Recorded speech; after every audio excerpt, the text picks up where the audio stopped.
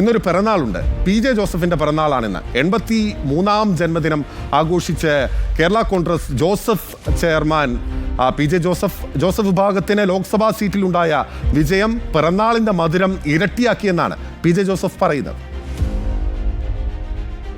രേഖകളിൽ PJ ജോസഫിന്റെ ജനനതീയതി June 10 സത്യത്തിൽ PJ ജോസഫ് ജനിച്ചത് ജൂൺ 28-നും. വീട്ടുകാരും പാർട്ടിക്കാരുമൊക്കെ PJ ജോസഫിന്റെ പിറന്നാൾ ആഘോഷിക്കുന്നതും ജൂൺ 28-ന്. 83-ാം ജന്മദിനവും പതിവ് പോലെ കളറാക്കി വീട്ടുകാരും പാർട്ടിക്കാരും. വീട്ടിൽ കേക്ക് മുറിച്ച് ചെറിയൊരാഘോഷം.